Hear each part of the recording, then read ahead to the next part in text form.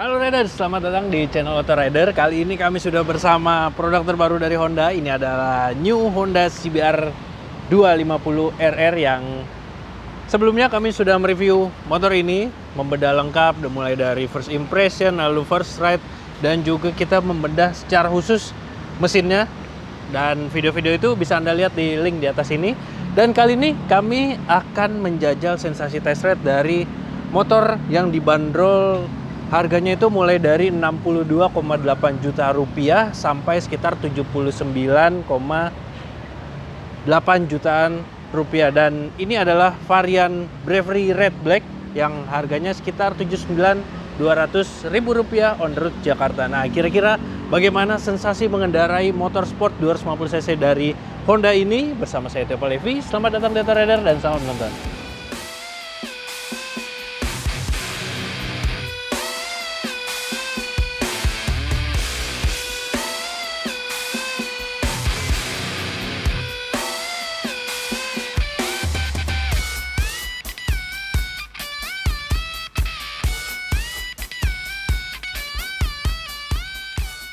Oke, kali ini kami akan membahas sedikit tentang desainnya dulu karena desain yang lebih detailnya bisa Anda lihat di video sebelumnya.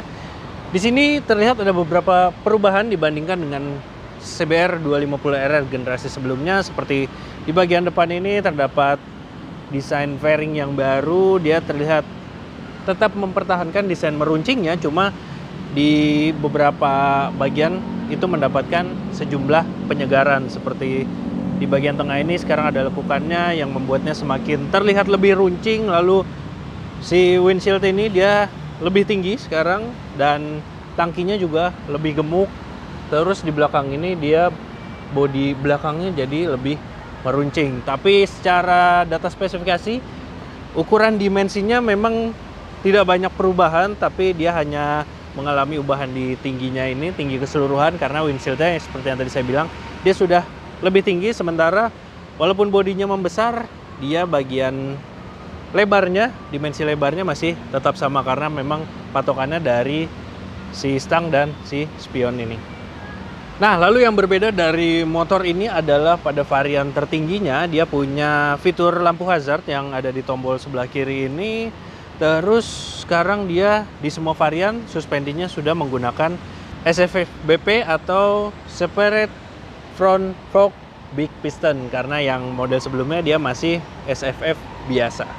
Oke, itu tadi dari segi desain dan juga fiturnya sedikit. Sekarang kita beralih ke bagian bawah, bagian kaki-kakinya. Di bagian depan dia pakai suspensi upside down. Seperti yang tadi saya jelaskan, dia sudah menggunakan model SFF BP. Lalu di belakang dia pakai suspensi monoshock dan bannya di bagian depan dia pakai pelek 17 inci yang dibalut ban ukuran 110/70 di depan dan 140/70 di belakang. Nah, rem depan maupun belakangnya sudah dilengkapi dengan tipe cakram. Lalu rem ini juga sudah disematkan fitur ABS. Itu tadi bagian kaki-kakinya. Sekarang kita lanjut di area mesinnya. Meski terlihat tidak ada perubahan, tapi ternyata di bagian dalam mesin ini Honda melengkapinya dengan beberapa ubahan. Hasilnya tenaganya naik 1 deka. Sekarang dia menggunakan mesin berkapasitas 250 cc atau tepatnya 249,7 cc, 4 tak 8 katup paralel twin cylinder dan pendingin cairan. Nah, rasio kompresinya juga sekarang dia menjadi lebih besar, yaitu 12,5:1, sehingga keluaran tenaga sekarang dia 42 PS pada 13.000 rpm dan juga torsinya 25 Nm pada 11.000 rpm. Nah, peningkatan tenaga ini terjadi pada varian tertingginya aja, yaitu SP dan juga SP QS. Oke, sekarang untuk mengingatkan Anda, saya akan memperlihatkan posisi riding dari CBR 250 RR terbaru ini. Dia punya tinggi jok 790 mm dan tinggi saya sekitar 175 cm. Nah, ini posisi duduk saya di CBR 250 RR terbaru. Di bagian kaki sih masih sedikit menekuk, ya rasanya sih masih mirip-mirip dengan yang model sebelumnya. Terus dia punya bobot sekitar 168 kg, juga dilengkapi tangki berkapasitas 14,5 liter. Nah, ini kalau kaki saya diangkat salah satunya tuh.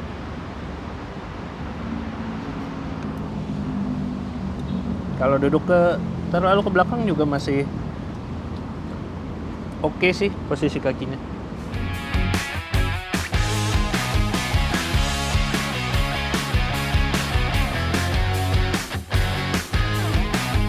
Setelah sebelumnya motor ini udah dijajal sama Mas Manut di trek internalnya AHM. Kali ini saya bakal mencoba CBR 250RR untuk digunakan harian. Nah, kira-kira gimana rasanya? Oke, pertama kita bahas dari handling dulu ya. Dari handlingnya, motor ini rasanya ya sesuai dengan konsepnya, yaitu total control. Emang motornya jadi terasa nurut banget, apalagi di depan dia sekarang pakai suspensi baru SFF BP dibanding yang sebelumnya itu SFF biasa. Dia jadi lebih terkontrol motornya gitu. Terus juga redamannya jadi lebih empuk. Tapi dengan suspensi yang lebih empuknya itu dia nggak mengurangi handlingnya sama sekali sih. Dia masih tetap enak, terus juga lincah buat diajak selap-selip. Sementara buat dipakai nikung dia juga masih oke.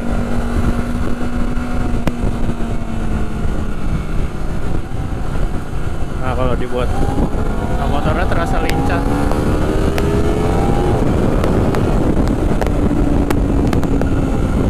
Buat diajak speed lumayan juga.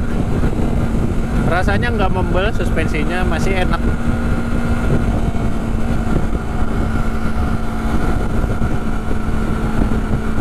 Nanti kita coba gimana kalau ngelewatin jalan yang agak padat terus harus selap-selip. Nah, ini kayak gini tuh.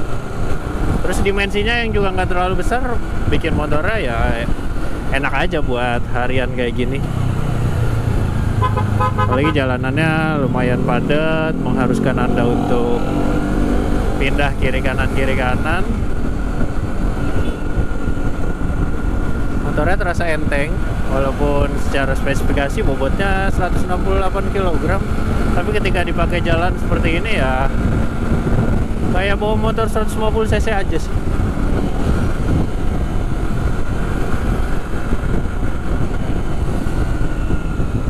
Terus gimana dengan remnya? Nah, remnya karena dia sudah dilengkapi dengan fitur ABS, jadi daya cengkeramnya cukup oke, dan pastinya dia lebih safety ya karena ada ABS-nya yang bikin ban nggak langsung kekunci.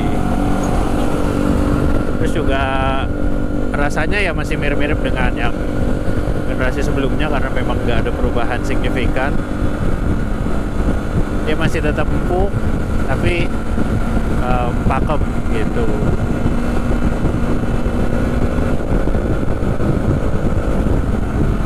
Terus dari segi posisi riding juga diklaim Honda nggak ada perubahan sama sekali dari model sebelumnya. Meski dia punya desain yang baru, tapi segitiga berkendaranya masih mirip. Dan memang ya sebagai motor sport fairing, posisi duduknya dia sedikit menunduk. Hasilnya ya rasanya memang agak pegal kalau dibandingkan dengan naked bike ya, tapi masih oke lah buat harian. Buat berboncengan juga masih oke. Tapi yang kurang enak itu di posisi pembonceng, karena saya sempat mencoba untuk jadi pembonceng gitu ya. Joknya yang kecil dan rasanya terasa keras. Jadi buat jalan sedikit aja itu udah nggak enak banget rasanya, itu bikin bokong cepet terasa panas. Jadi ya memang sebaiknya motor ini digunakan untuk sendirian.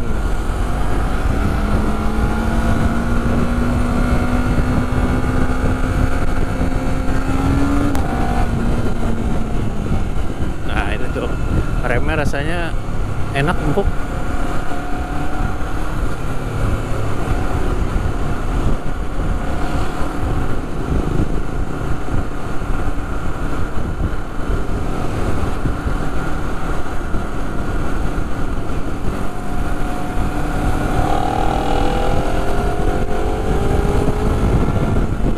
Diajak pindah-pindah jalur kiri kanan, rasanya nurut banget motornya.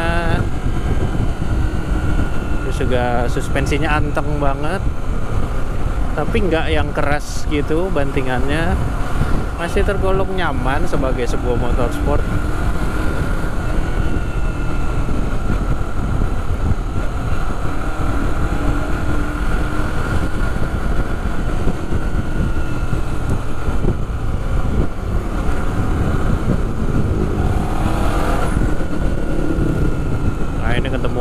Sedikit kemacetan di sini, rasanya motornya masih gampang buat dikontrol ya, masih enteng.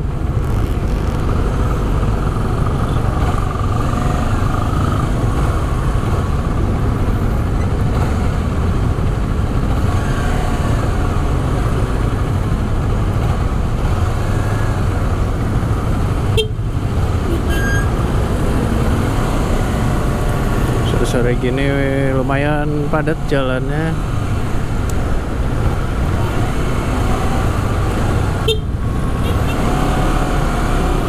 Kita belok, terus di depannya harusnya ada jalan agak sedikit kosong. Nanti kita cobain gimana performanya ya. Ganti ke Sport Plus dulu.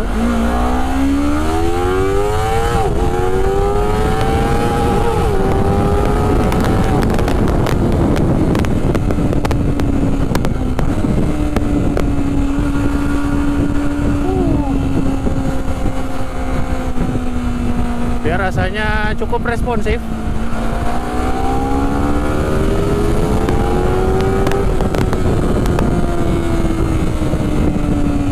Dan quick shifternya tuh enak banget. Dia empuk, terus juga perpindahannya juga cukup halus. Tapi sayangnya memang kami tidak mencoba untuk mengetes top speed dari motor ini ya, karena ya treknya belum memungkinkan.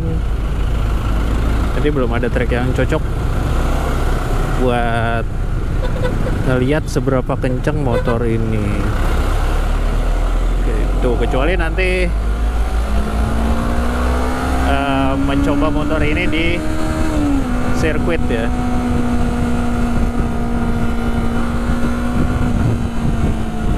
Oh ya, begitu dinyalakan motornya, dia mode berkendaranya defaultnya itu ada di sport.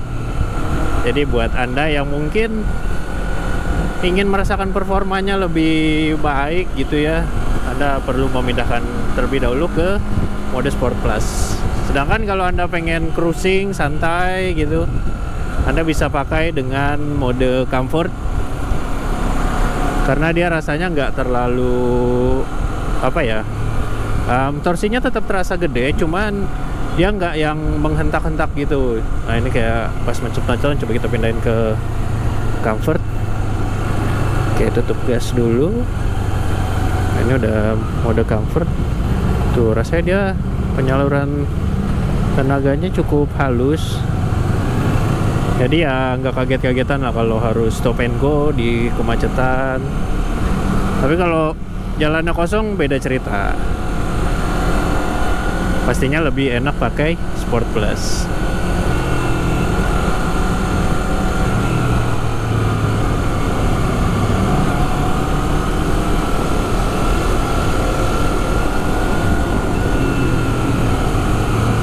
Nah ini jalanannya cukup macet. Sekarang saya pakai mode Comfort.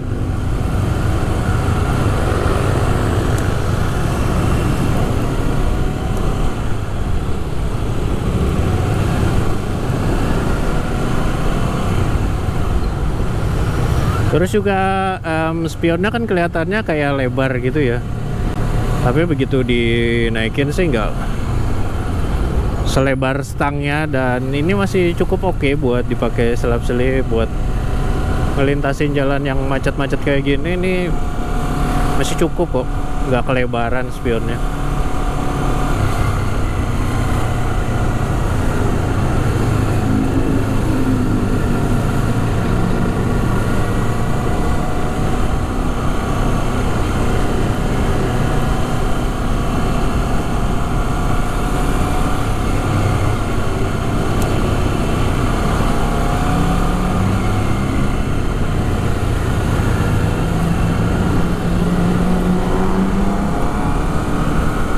Agak kosong sedikit.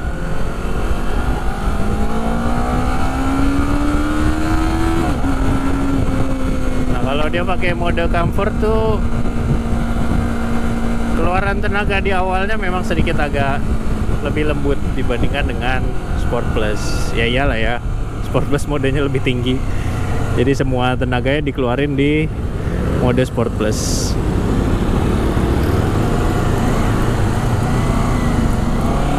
Kita coba tarik lagi ya, ubah ke Sport Plus.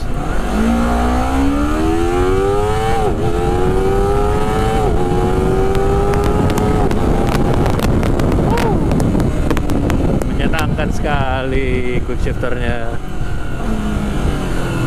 Nah, itu juga buat downshiftnya juga cukup lembut.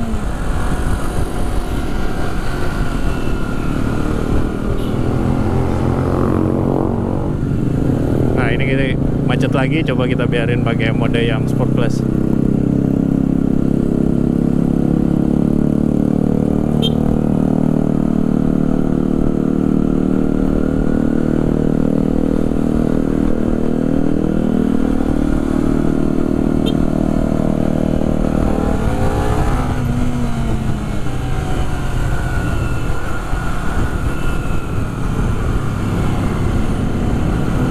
Dia jam makannya lebih terasa dibandingkan yang mode comfort.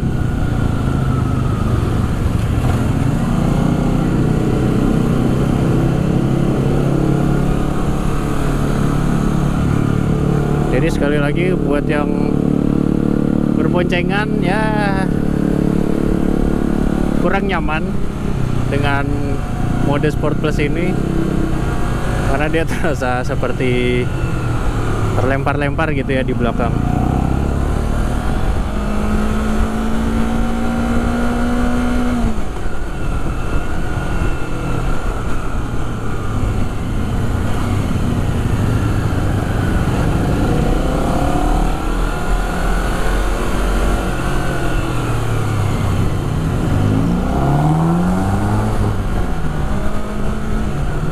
Oh iya, buat di bagian stang ini dia fiturnya nggak banyak berubah kalau dibandingin dengan model yang sebelumnya. Cuma dia di kiri ini nih, dia sudah ada tombol hazard.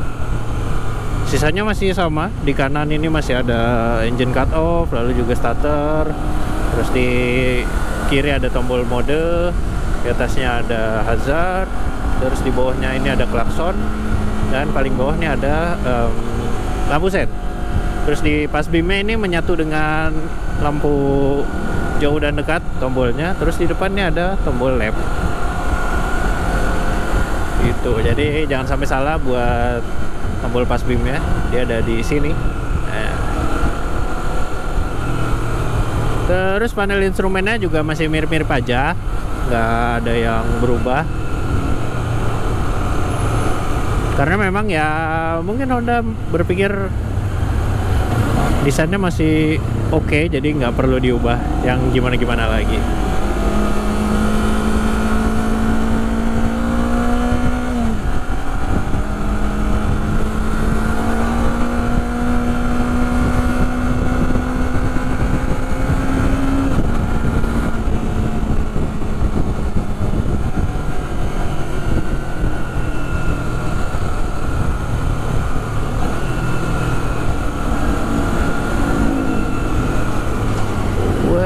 Macet.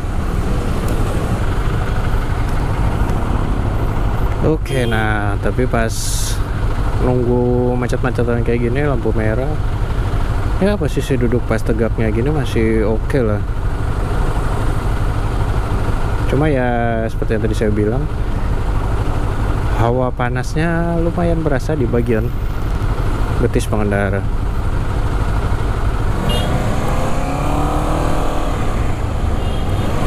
Ini ada jalan agak sedikit kosong. Kita tarik.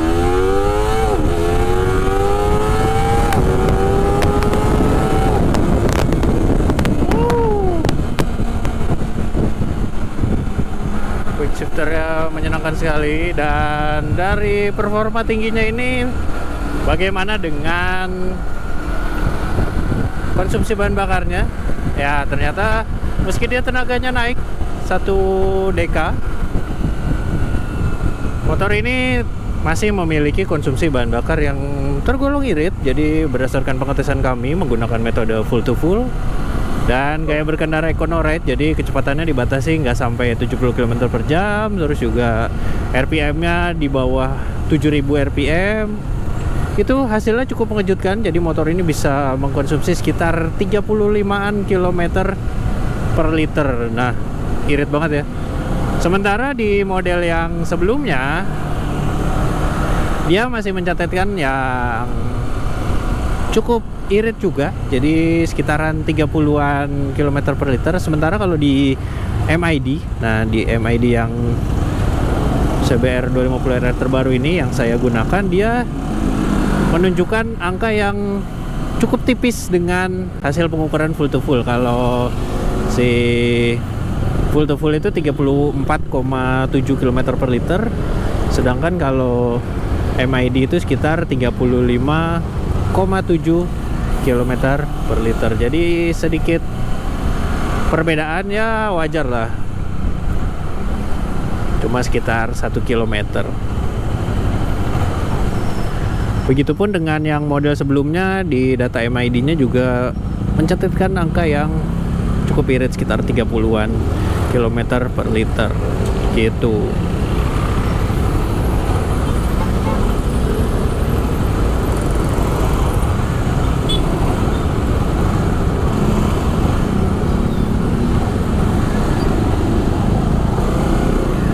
Lalu bagaimana dengan akselerasinya? Nah, akselerasinya masih cukup baik, dan datanya Anda bisa lihat di tabel di bawah sini, itu data lengkapnya.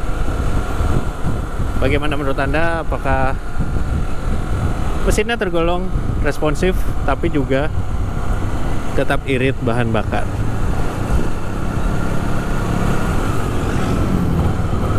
Oh iya, hasil pengetesan bahan bakar tadi, kami menggunakan riding mode-nya itu yang comfort ya.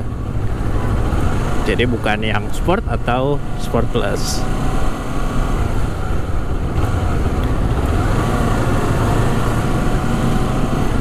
Lalu untuk data akselerasinya, kami menggunakan riding mode yang paling tinggi, jadi yang paling powerful.